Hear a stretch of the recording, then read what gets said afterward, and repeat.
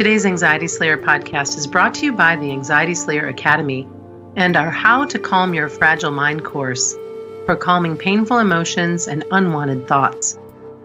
We often receive questions in our inbox asking us to share more about working with unwanted thoughts and painful emotions, as well as regular requests for more information on Ayurveda and its teachings for calming the mind. In this course, we dig deep into both subjects. You will learn that you are so much more than your mind and your painful thoughts, and how you can begin releasing negative thoughts to experience greater peace.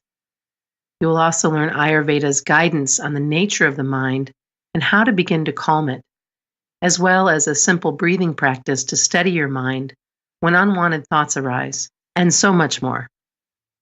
Save $15 on this course when you enroll in How to Calm Your Fragile Mind before March 31st. Register now at anxietyslayer.com or at anxietyslayer.teachable.com to get started with feeling more peace of mind today. Welcome back to Anxiety Slayer. I'm Shan Vanderleek here with my wonderful friend and co-host Ananga Sibir. We come together weekly from Kent and Leelanau. To share Anxiety Slayer sessions with you and answer listener questions from our inbox and Facebook page. Together, we share a powerful collection of techniques to reduce anxiety. Hello, Ananga. Hey, Shan.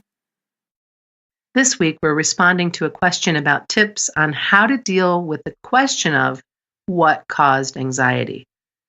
And this is such a popular question and something that I still ask, like, oh, how did that happen? Where did that come from? The actual question that we received goes like this. I have one question that has stuck with me for a very long time. I still don't know where the first panic attack came from, as it came out of the blue without being able to attribute it to a cause. Do you have any tips or tricks on how to deal with this question of what caused my anxiety? Kind regards from Portugal. These questions come up, just a couple weeks ago. I found myself doing the same. Where did that come from? Why am I all of a sudden feeling a little spacey and out of sorts, and really trying to check in with what might be a trigger? And sometimes I can nail it, but most of the time I can't. And I just have to look after myself. How about you? Yeah, I think that's the thing is, even if we don't know the cause, and we did a whole episode on this a while ago, there's so much we can do to calm anxiety and to help ourselves feel more calm and in control and more present in our life again. I think we don't like mystery. We don't like uncertainty. Uncertainty is a big cause of anxiety, and often we feel, well, if I can figure out what happened, where did it come from, if I can figure out cause and effect, then I can stop it happening again. So it's a very natural question. The good news is you can stop it happening again, whether you know where it came from or not. But there are a few causes we could discuss and possible causes that we could look at.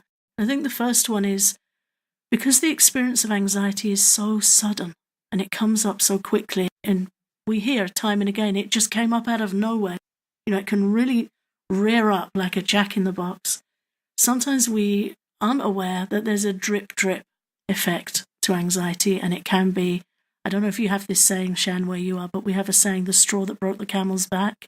Yes. Yeah. So just that last little thing, that little piece of straw that you wouldn't register as a significant event or a significant contributory factor, but it was just that one last thing that tipped you over. We did a show on this as well many years ago. It's called Does Anxiety Have a Tipping Point? And listeners might like to look back and have a listen to that. And it does. Anxiety definitely has a tipping point.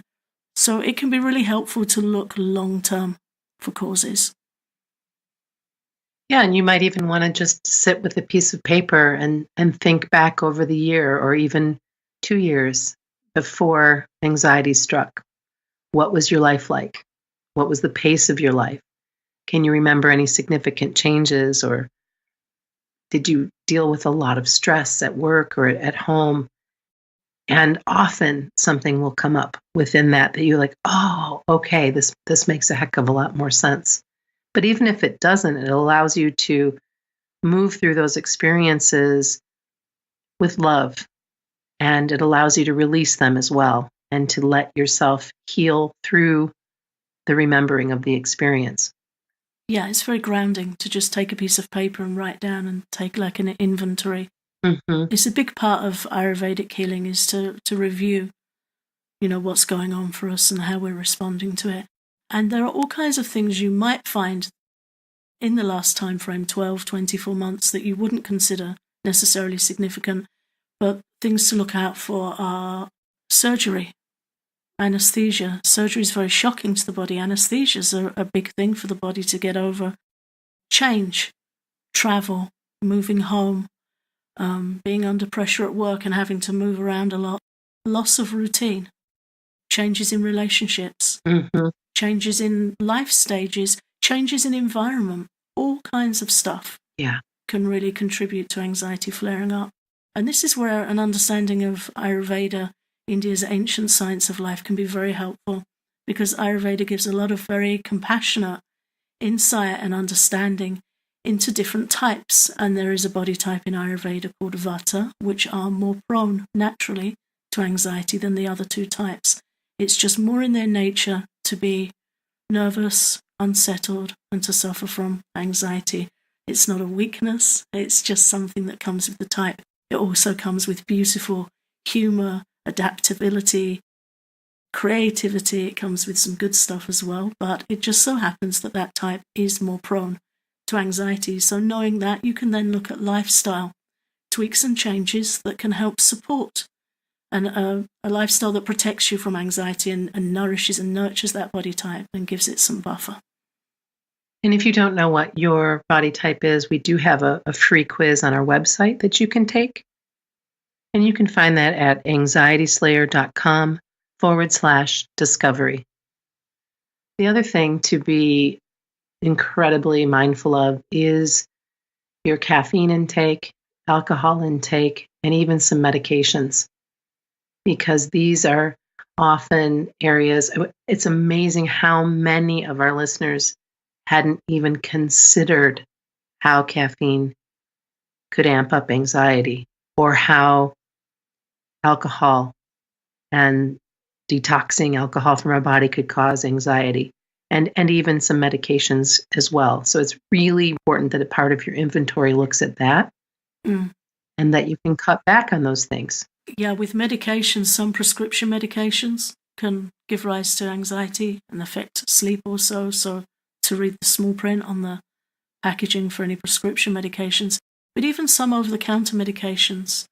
Some antihistamines are quite drying, and according to Ayurveda, that increases this Vata type, which can suffer from anxiety, and some cough medicines are notorious for causing anxiety. I know a story of a doctor that had an anxiety attack purely from taking cough medication. Yeah. And we've had letters from people that have told us they can't believe how much they've recovered from anxiety simply by phasing out caffeine. So definitely things to look at. And then that brings us to, even without knowing the cause of anxiety, there are so many ways to look after yourself. I know that you want to know the answer. I'm built the same way. I want to know why. I want to know how I can make sure that that doesn't happen again. But that's in an ideal, perfect world. And what we need to look at is the reality that it's okay if you don't know. Because what you do know is how to breathe deeply, how to get fresh air, how to nourish yourself more thoughtfully, and how to only allow in beauty and sweetness versus some of the darkness. And, we've talked many times about movies, for instance, and switching up the things that you allow in so that you can just be as chill as possible, right? And not take on all of the stress and scariness. We've got enough going on as human beings doing the best we can to live our lives, right? Yeah. So be mindful of what you let in, and all of those choices are going to serve you well. Yeah, definitely. Really important to be aware of overstimulation. That's Ayurveda's number one warning about anxiety triggers. Too much incoming, noise, screens, ticker tape news, just too much stuff coming into our heads all the time. It's very, very overwhelming, and it affects our nervous system. So yeah, as you said, Shan, whatever the cause, to take care of the areas we can, and to explore the support available on our website via the teachings of Ayurveda, breathing practices, and EFT tapping. All of these things can help you calm general anxiety. And with the tapping information we have available, you can know how to stop anxiety, even an anxiety attack, in its tracks. And if you're interested, you can discover how to release unwanted negative thoughts and feel greater peace in our How to Calm Your Fragile Mind course, which is available and on sale through the end of March. You can save $15 on that course. Simply visit anxietyslayer.com and click the banner at the top of the site. That will take you over to the Academy, where you can save $15 and start on your journey of calming your fragile mind.